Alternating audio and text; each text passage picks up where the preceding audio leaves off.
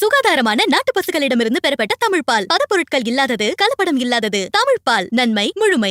அனைவருக்கும் அன்பு வணக்கங்கள். இன்றைய இளங்கோவன் எக்ஸ்பிளைன்ஸ்ல எது குறித்து பார்க்கலாம் அப்படின்னா, ஒரு 4 முக்கியமான தலைவர்கள், அவங்களுடைய கணக்குகள், ஒவ்வொருத்தருக்கும் தொடர்பும் இருக்கு ஒவ்வொரு விஷயத்துக்கும். அதுல முக்கியமா பார்த்தோம்னா விடியல் ஆட்சின்னு சொல்றாங்க. ஆனா விடியல் எங்கே அப்படின்னு டிஎம்கேவை அட்டாக் பண்றாரு அன்புமணி. ஏதோ ஒரு நாள் கிடையாதுங்க, தினந்தோறும் அடுக்கடுக்கான அட்டாக் அரசியலை தீவிரப்படுத்திக்கிட்டே இருக்காரு. அவருடைய கணக்கு என்ன? யாரோ ஒருத்தர் கொடுத்திருக்கிற ஸ்கிரிப்டை தான் அவர் இப்படி வாசிச்சிட்டு இருக்காரு அப்படின்னு திமுக தரப்புலையும் சொல்றாங்க. இன்னொரு பக்கம் அமித்ஷா நயினாருக்கு கொடுத்திருக்கிற அட்வைஸ், எடப்பாடிக்கு கொடுத்திருக்கிற மெசேஜ், இதன் தொடர்ச்சியாகவே இப்ப வெளிநாடு போக இருக்காரு மு.க. ஸ்டாலின். முன்னதாக கூட்டணியை ஒட்டியும் சில பல கணக்குகளை போட்டபடி இருக்காங்க. அதுல குறிப்பா அன்புமணி ராமதாஸ்க்கும் ஒரு பதிலடி செக் வச்சிருக்காரு அப்படின்னும் தகவல்கள் கொடுக்கறாங்க. அவர் ஒரு முக்கியமான அரசியல் டூலை, அஸ்திரத்தை கையில் எடுத்திருக்காரு அப்படின்னு தெரிவிக்கிறாங்க. ஃபைனலா பார்த்தோம்னா ஆர்எஸ்எஸ் அதிமுகவை வழி நடத்துவதில் என்ன தவறு அப்படின்னு கேட்டிருக்காரு எல் முருகன். விஜய் சமீபத்தில் வைத்த ஒரு கருத்தை ஒட்டி இப்படியாக பேசியிருக்காரு. அங்க அட்டாக் பண்றதுக்கு பதில் அங்கேயும் பண்ணியிருக்காரு. ஆனா இந்த பக்கமும் ரூட் எடுத்து சேம் சைட் கோலும் போட்டிருக்காரு எல் முருகன். இதற்கு எடப்பாடியுடைய ரியாக்ஷன் என்ன? இந்த பரபரப்பு பின்னணிகளை விரிவா நம்ம பார்க்கலாங்க. நான் உங்கள் சகோ சே த இளங்கோவன். நிகழ்ச்சிக்கு போகலாம். விடியல் எங்கே? Target DMK. அன்புமணியின் அடுக்கடுக்கான அட்டாக். பின்னணியில் டெல்லி ஸ்கிரிப்ட். விடியல் ஆட்சின்னு திமுக திரும்ப திரும்ப சொல்லிட்டு இருக்காங்க.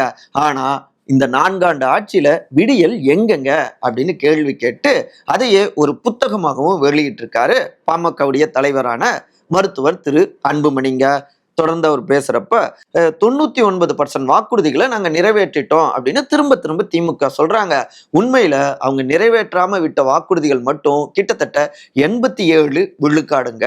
அவங்க முழுமையாக நிறைவேற்றியது அப்படின்னு பார்த்தோம்னா வெறும் 66 மட்டும்தாங்க அப்படின்னு விரிவா அந்த பட்டியலையும் வெளியிட்டு அடுக்கடுக்கான அட்டாக்குங்க அன்புமணி. இப்ப மட்டுமா, இதற்கு முன்னதாகவும் பார்த்தோம்னா அதை ஒட்டியும் நீங்க சாதிவாரி கணக்கெடுப்பு நடத்தணும், தள்ளி போடக்கூடாது, பீகார்ல அது மாதிரிலாம் நடத்தியிருக்காங்க அப்படின்னு அட்டாக் செஞ்சிருக்காரு மருத்துவர் அன்புமணிங்க. இப்படி திமுகவை தினந்தோறும் அட்டாக் பண்ணிக்கிட்டே இருக்காரு இல்லையா? இதற்கு பின்னணியில ஏதாவது காரணம் இருக்கா அப்படின்னு கேட்டா, பாமகவுடைய நிறுவனர் தலைவர் மருத்துவர் திரு ராமதாஸ் அவரு சமீபத்துல கடுமையா அட்டாக் பண்ணிக்கிட்டு இருந்தாரு அன்புமணிய. அந்த அட்டாக்குக்கு பின்னாடிலாம் இருப்பது திமுக தான், அந்த பலத்தினாலதான் தன்னை தாக்குறாரு அப்படின்னு கருதினாரு. அதுக்கப்புறம் தான் பாத்தீங்கன்னா திமுக அட்டாக்கும் அன்புமணி கிட்ட மேலோங்கி வெளிப்பட்டு கொண்டிருக்கு. இரண்டாவதாக திமுக பொறுத்த வரைக்கும் பாமக 2 பட்டால் அவங்களுக்கு பாசிட்டிவா கருதுறாங்க. வட மாவட்டங்கள்ல திமுகவுக்கு வலுவான வாக்கு வங்கி இருக்கு, அதுல பாமக சேதாரங்களை ஏற்படுத்திட்டு இருக்கு. இந்த நிலையில அப்பா மகனுக்கு இடையிலான அந்த பிரச்சனை, அப்பா அணி திமுக பக்கம் ஒருவேளை சென்றால் ஒரு 4-5 சீட்டை கொடுத்து சரி கட்டிடலாம், இன்னொரு பக்கம் அன்புமணியை பலகீனப்படுத்திடலாம், அதன் மூலமா அவரை எதிர்பார்த்து கொண்டு இருக்கிற பாஜகவுடைய கனவு கோட்டையும் தகர்த்து விடலாம் அப்படின்னு கணக்கு போடுறாரு முதலமைச்சர் திரு மு.க. ஸ்டாலின் அவங்களுடைய டீம். இதற்கு இடம் கொடுத்து விடக்கூடாது என்பதுதான் அன்புமணி அணியுடைய எண்ணமா இருக்குங்க. மூன்றாவதாக ஒரு பிரதானமான எதிர்கட்சியாக இந்த 10 மாதமும் செயல்படணும். இறங்கி அடிச்சா மட்டும்தான் மக்களுடைய கவனத்தை திருப்ப முடியும். அது தேர்தல் நெருங்குகின்ற நேரத்துல எந்த கூட்டணியில சவாரி செய்தாலும் அந்த கூட்டணி கிட்ட அதிக தொகுதிகளையும் பெற முடியும். இன்னொரு பக்கம் ஆளுங்கட்சியான திமுகவை வீட்டுக்கும் அனுப்ப முடியும் அப்படின்னு திட்டமிடுறாங்க. இதற்கு அடுத்து முக்கியமானது அங்க டெல்லியில இருந்து கொடுக்கப்பட்டிருக்கிற ஸ்கிரிப்ட் அப்படிங்கிறாங்க கூர்ந்து கவனித்துக் கொண்டிருக்கிற அரசியல் விமர்சகர்கள். பாமக சைட்ல இருக்கக்கூடிய சோர்சஸ் கிட்டையும் கேட்டுட்டு இதை பதிவு செய்யறாங்க. அப்செட் அமித்ஷா, ஆனாலும் நயினாருக்கு அட்வைஸ், தினந்தோறும் டிஎம்கே அட்டாக். இதுதான் தமிழ்நாட்டில் இருக்கக்கூடிய முக்கியமான எதிர்கட்சிகளுக்கு டெல்லி கொடுத்திருக்கக்கூடிய ஸ்கிரிப்டுங்க. அதை தான் செவ்வென இன்னொரு பக்கம் திரு அன்புமணியும் செய்திருக்கிறார் அப்படிங்கிறாங்க. ஏன் இப்படியான ஒரு ஸ்கிரிப்டை உள்துறை அமைச்சரான திரு அமித்ஷா அவர்களுடைய டீம் கொடுத்திருக்காங்க?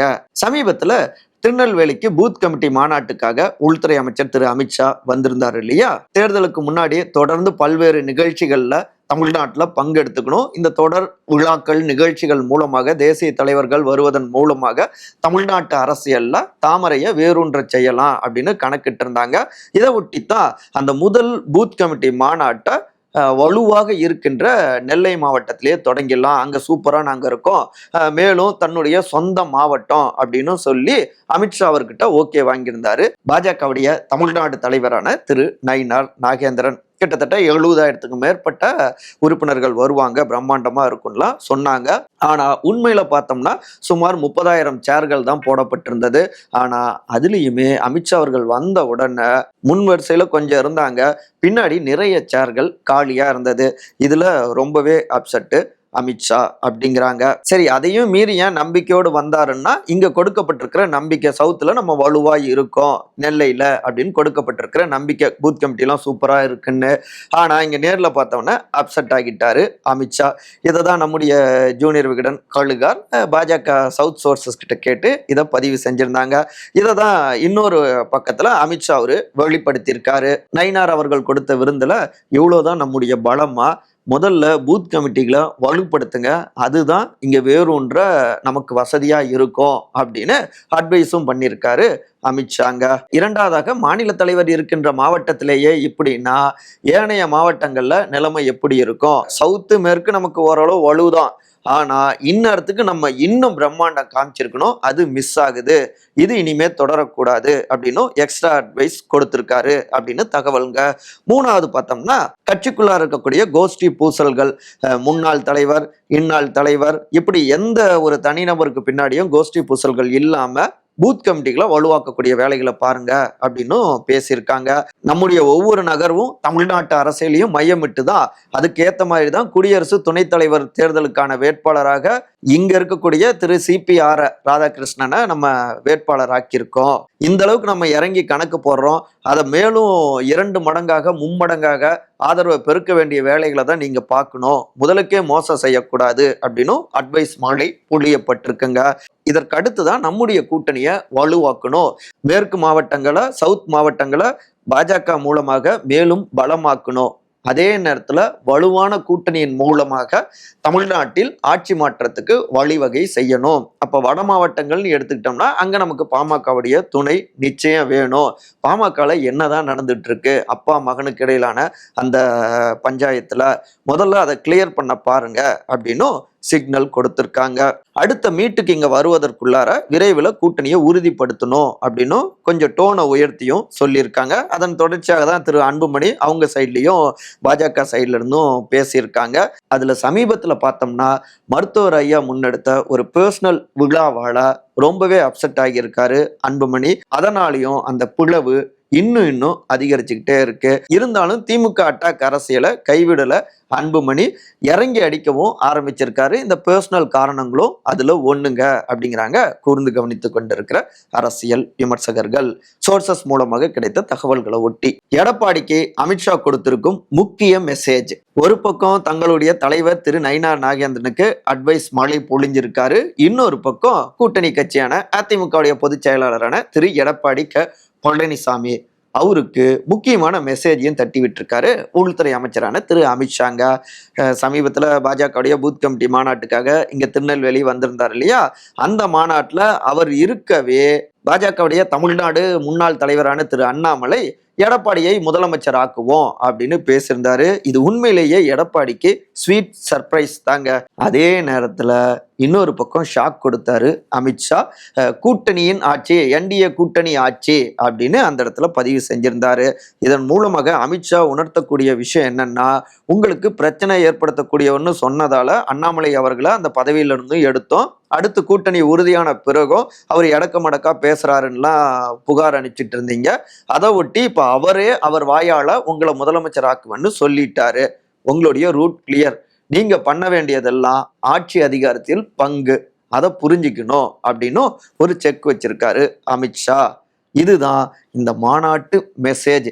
என்ன செய்யறதுன்னு தெரியாம இருக்கிற நெருக்கடிகள் அப்படியே யோசிச்சுட்டு இருக்காரு எடப்பாடி அப்படின்னும் தகவல்கள் 2 கட்சி வட்டாரங்கள்ல இருந்தும் வருதுங்க. ஸ்டாலின் போடும் கூட்டணி கணக்கு, அன்புமணிக்கு எதிரான அரசியல் அஸ்திரம். சமீபத்துல திமுகவுடைய கூட்டணி கட்சி தலைவர்கள் அனைவரையுமே சந்திச்சாரு முதலமைச்சர், திமுகவுடைய தலைவரான திரு மு.க. ஸ்டாலின்க. ரொம்ப ஹாப்பியா இருந்தாங்க எல்லோரும். ஆனா அங்க பெருசா கூட்டணி சம்பந்தமாகவும் பேசப்படலை, எவ்வளோ சீட்ஸு அப்படின்னு. என்ன காரணம் அப்படின்னு பார்த்தோம்னா, ஸ்டாலின் அவர்களுக்கு வந்திருக்கக்கூடிய அந்த ரிப்போர்ட் தாங்க. உளவுத்துறை அப்புறம் தனியார் அவங்களுக்காக இயங்கக்கூடிய அந்த ஏஜென்சிஸ் அவங்க கொடுத்திருக்கக்கூடிய ரிப்போர்ட் எல்லாமே இப்ப இருக்கக்கூடிய கூட்டணியை வச்சுக்கிட்டு வலுவான கூட்டணி தொடர் வெற்றி பெற்றிருக்கோம். ஆனாலும் 100 இடங்களை தாண்டுவதுங்கிறது கொஞ்சம் கடினமா தான் இருக்கு. நம்ம மெஜாரிட்டி மட்டும் கிடையாது, முக்கியமா டார்கெட் 200 அப்படிங்கிறத நம்ம தொடணும்னா நம்ம கூட்டணியை மேலும் வலுவாக்கணும். புதிய பார்ட்டிகளும் இந்த கூட்டணியில சேர்ந்தா நிறைய நன்மைகள் இருக்கு அப்படின்னு அடுக்கியிருக்காங்க. அதுல முக்கியமாக மக்களுக்கு ஒரு 7 ஆண்டுகளாக நம்முடைய இந்த உறுதியான கூட்டணியை அவங்க பார்த்து பழகிட்டாங்க. இப்ப புதிதாக அதே கூட்டணியில இருக்கக்கூடியவர்கள் என்னதான் இந்த ஆட்சி சூப்பர் அப்படின்னு பேசினாலும் கூட ஒரு அயற்சி ஏற்படும். அதுல பிளஸ் இருக்கு, ஆனாலும் முழுமையான பிளஸ் அப்படின்னு சொல்லிட முடியாது அந்த 200 அடையக்கூடிய வகையில. அப்ப புதிய பார்ட்டிகள் இந்த கூட்டணியில சேரணும். அவங்க ஸ்டாலின் அவர்களுடைய ஆட்சி சூப்பரா இருக்கு, பல்வேறு திட்டங்களும் மக்களுக்கு பயன் கொடுத்திருக்கு அப்படின்னு தொடர்ந்து பரப்புரை செய்யறப்பதான் அந்த எதிர்ப்பு வாக்குகள் இருக்கு இல்லையா, அது ஸ்பிளிட் ஆகும். சிலர் ஓகே இந்த பார்ட்டி சொல்றாங்க அதனால நம்ம ஆளுங்கட்சியை ஆதரிக்கலாம் அப்படிங்கிற அந்த மூடுக்கும் திரும்பலாம். இவை எல்லாமே அந்த நூல் இலையில போன தேர்தலில் பார்த்தோம்னா சுமார் 5000 வாக்குகள் வித்தியாசத்துல வெற்றி தோல்வி மட்டும் ஒரு 20 தொகுதிகளில் தீர்மானிக்கப்பட்டது. இப்ப களம் இன்னும் பெருசா இருக்கு, 4 முனை போட்டியா இருந்துகிட்டு இருக்கு. புதிதாக களத்துக்கு திரு விஜயுடைய தாவேக்காவும் வந்திருக்காங்க. பெரிய அளவுல அவங்களும் சேதாரத்தை ஏற்படுத்துவாங்க. ஆளும் திமுக கூட்டணிக்குள்ளார இருக்கக்கூடிய வாக்குகள்லயும் பெரிய அதிர்வு ஏற்படலாம். இவை எல்லாவற்றையும் தவிர்ப்பதற்காகத்தான் புதிய கட்சிகள் கூட்டணிக்கு வரணும்னு நினைக்கிறாங்க. அதுல ஃபேவரா இருக்கிறவங்க முதற்கட்டமாக தேமுதிக இருக்காங்க. பெருசா டிஎம்கே அட்டாக் இல்ல. அதே நேரத்துல தேமுதிக பொறுத்த வரைக்கும் ஜனவரி மாநாடு முடியட்டும் அப்படின்னு இருக்காங்க. அதனால ஒரு பாசிட்டிவ் பேக்கேஜா தான் அவங்கள பாசிட்டிவாவே பக்கத்துல வச்சிட்டு இருக்கு திமுக. இன்னொரு பக்கம் பாமக, அதுல குறிப்பா மருத்துவர் ஐயா அணியோட ஒரு குட் ரிலேஷன்ஷிப்ல தான் இருந்துகிட்டு இருக்காங்க. அன்புமணி அவர்களுக்கு பின்னணியில பாஜக இருக்குன்னா ஐயாவுக்கு பின்னணியில சப்போர்ட்டிவாக திமுகவும் இருந்துகிட்டு இருக்கு. அவர் இங்க வரப்ப பாஜக அணியை தோற்கடிக்க முடியும் அப்படின்னு கருதுறாங்க. இன்னமும் பாமகவுக்கான வாக்குகள்னு பார்த்தோம்னா அதிக பெரும்பான்மையாக மருத்துவர் ஐயா பக்கம் தான் இருக்கு அப்படின்னு யோசிக்கிறாங்க. அதை ஒட்டியும் அவருக்கு பக்கபலமாகவும் சீக்ரெட்டா இருந்துட்டு இருக்காங்க. அடுத்து அன்புமணி அவர்களை மேலும் பலவீனப்படுத்த இன்னொரு பக்கம் முன்னாள் சட்டமன்ற உறுப்பினர் பாமகவில் முக்கியமானவரான மறைந்த காடுவெட்டி திரு ஜே குரு அவர்களுடைய குடும்பத்தையும் கையில எடுக்கிறாங்க. குறிப்பிட்டு சொல்லணும்னா காடுவெட்டி குரு அவர்களுடைய மகள் திருமதி விருத்தாம்பிகை, அவங்களுடைய மருமகன் திரு மனோஜ் குரு அவர்களுடைய வாரிசுகள். அதுல முக்கியமா விருத்தாம்பிகை அவங்க தனிக்கட்சி தொடங்குறதுக்கான அந்த வேலைகளை தீவிரப்படுத்தி இருக்காங்க. அந்த தனிக்கட்சியின் மூலமாக அன்புமணி அவர்களுக்கு குடைச்சல்களை கொடுப்பது, திமுக கூட்டணியில இணைத்து கொண்டு வட மாவட்டங்கள் முழுக்க குரு அவர்களை ஓரம் கட்டினாரு அப்படின்னா அந்த தொடர் பரப்புரைகள் அது வன்னியர் சமூகத்துடைய வாக்குகளையும் பிரிக்கும். காடுவெட்டி குரு அவங்க குடும்பத்தின் மூலமாக திமுக கூட்டணிக்கும் கொண்டு வரும் அப்படின்லாம் சில கணக்குகள் ஓடிட்டு இருக்குங்க. இன்னும் ஓப்பனா சொல்லணும்னா தருமபுரி மாவட்டத்துல ஒரு தொகுதியில திருமதி சௌமியா அன்புமணி அவர்கள் நிற்க வாய்ப்பு இருக்குன்னா சொல்றாங்க. பாப்பிரெட்டிப்பட்டி அப்படின்லாம் தகவல்கள் வருது. அவங்க எங்க போட்டியிட்டாலும் அவங்களுக்கு எதிராக திருமதி விருத்தாம்பிகை மனோஜ் அவர்களையும் அங்க போட்டியிட வைக்கலாம். காடுவெட்டி குரு வாரிசு வெர்சஸ் அன்புமணியுடைய குடும்பம் அப்படின்னு அங்க அனல் மூட்டும் அப்படின்னு சில கணக்குகள் ஓடுதுங்க. இப்படியாக அன்புமணியை வைத்து டெல்லி போட்டிருக்கிற ஸ்கிரிப்ட்ல காடுவெட்டி குரு அவங்க குடும்பத்தின் மூலமாக ஒரு ட்விஸ்ட் ஏற்படுத்துகிறார் மு.க. ஸ்டாலின் அப்படிங்கிறாங்க கூர்ந்து கவனித்துக் கொண்டிருக்கிற அரசியல் விமர்சகர்கள். அதே போலதான் சோர்சஸ்கள்கிட்ட இருந்து கிடைத்த தகவல்களை ஒட்டி RSSன் அடிமை எல்முருகன் வெர்சஸ் செல்லூர் ராஜு மீண்டும் கூட்டணி குஸ்தி. சமீபத்துல மதுரையில நடந்த தாவேக்காவுடைய 2வது மாநில மாநாட்டுல அதனுடைய தலைவர் திரு விஜய் திமுக பாஜகவை அட்டாக் செஞ்சு பேசியிருந்தாரு. இன்னொரு பக்கம் அதிமுக பாஜகவுடைய அடிமையா மாறிட்டாங்க, RSSன் அடிமையாக மாறிட்டாங்க என்கிற ரீதியில அட்டாக் செஞ்சிருந்தாரு. இது பெரும் அதிர்வலைகளை அதிமுக பாஜக கூட்டணியிலையும் ஏற்படுத்தி இருக்கு. இப்ப சமீபமாக நேற்றைக்கு ஆகஸ்ட் 27ஆம் தேதி மத்திய அமைச்சரான திரு எல் முருகன் பாஜகவுடைய தாய் இயக்கமான RSS அதிமுகவை வழி நடத்துவதில் என்ன தவறு இருக்கு, அதுல தவறே இல்லையே, கட்டுக்கோப்பான முக்கியமான ஒரு இயக்கம் தான் RSS, நீங்க அதை பார்த்து கத்துக்கோங்க அப்படிங்கிற ரீதியில விஜய அட்டாக் செஞ்சிருக்காருங்க. இதுதான் இன்னொரு பக்கம் அதிமுகவிலையும் எதிரொலிச்சிருக்கு. குறிப்பா தந்தை பெரியார் வழி வந்ததாக சொல்லப்படுகின்ற திராவிட இயக்கமான அதிமுகவை இன்றைக்கு சாவர்கர் வழி வந்தவர்கள் வழி நடத்துவது அப்படிங்கிறதெல்லாம் கவலைக்குரியதா இருக்கு அப்படின்னும் அட்டாக் பண்ணியிருக்காரு விடுதலை சிறுத்தைகள் கட்சியுடைய தலைவரான தொல் திருமாவளவன்க. இப்படி எல்லா பக்கம் இருந்தும் இந்த விவகாரம் விஸ்வரூபம் எடுக்க இப்ப முன்னாள் அமைச்சரான செல்லூர் ராஜு, நாங்க யாருக்கும் அடிமையும் இல்லை, யாருக்கும் எஜமானர்களும் இல்லை, எங்களுடைய கொள்கைகள் எல்லாமே புரட்சி தலைவர் எம்ஜிஆர் அவர்கள், புரட்சி தலைவி அம்மா அவர்கள், ஜெயலலிதா அம்மா அவர்களால உருவாக்கப்பட்டது, எங்களுடைய கொள்கைகள் என்ன அப்படின்னு எங்களுக்கு தெரியும் அப்படின்னும் இதற்கு முற்றுப்புள்ளி வைக்கவும் முயற்சி செஞ்சிருக்காரு.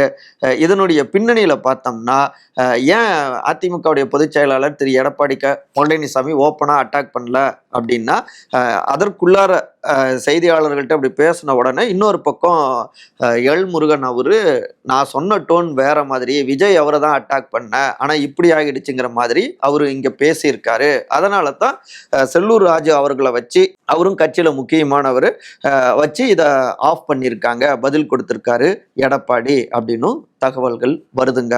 ஆனாலும் எதையாவது ஒன்ன பேசி பேசி சிக்கல்ல விட்டுறாங்களே இந்த கூட்டணி பாஜக அப்படின்னு புலம்பிட்டு தான் இருக்காங்க அதிமுகவுடைய தொண்டர்கள். மற்றபடி இதே போன்ற அரசியல் சார்ந்த காணொலிகளுக்கான விகடன் டிவியை சப்ஸ்கிரைப் பண்ணுங்க. மறக்காம உங்களுடைய சிறந்த கருத்துக்களை கருத்துரை பகுதியில் பதிவு செய்யுங்க. அனைவரும் அன்பால் ஒருங்கிணைந்திருப்போம். நன்றி, வணக்கம். சுகாதாரமான நாட்டு பசுக்களிடமிருந்து பெறப்பட்ட தமிழ்பால், பதப்பொருட்கள் இல்லாதது, கலப்படம் இல்லாதது. தமிழ்பால், நன்மை முழுமை.